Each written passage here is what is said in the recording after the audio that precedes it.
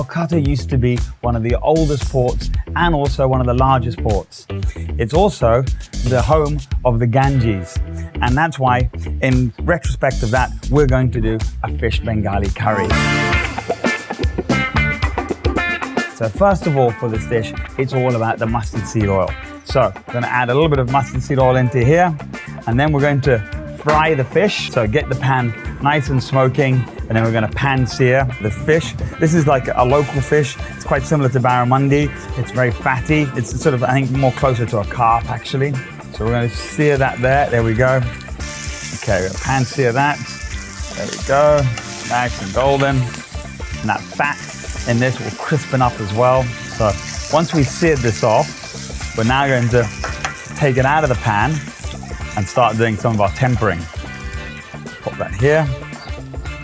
Now we're going to temper some of the spices. So we're going to add in some cumin spices here. There we go. We're going to add in a little bit of cardamom in here as well. Oh, look at that, it's spitting away. Then we're going to add in some bay leaf. Yeah. And then we're going to add in a little bit of sugar. And the sugar is just going to give a bit of a caramelization to it. And then we're going to add in onions.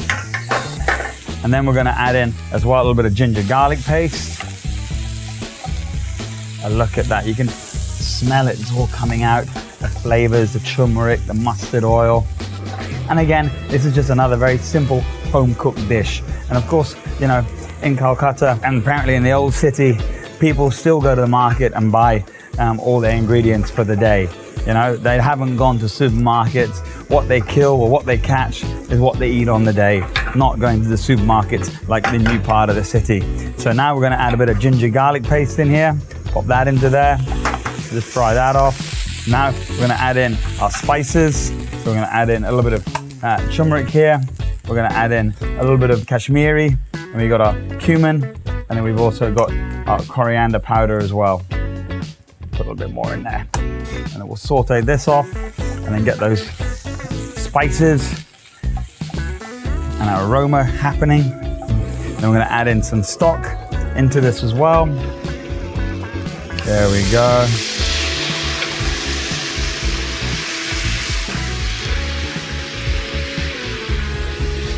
Perfect.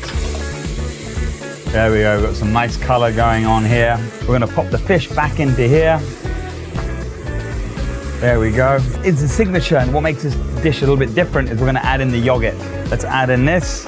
There you go, add in the yogurt there. Mix that through. And then that's going to give it a nice sort of creamy sort of texture to it. There we go. Look at that. And then of course, in typical culture of Bengali cuisine, we're going to finish it off with a little bit of ghee as well. There we go.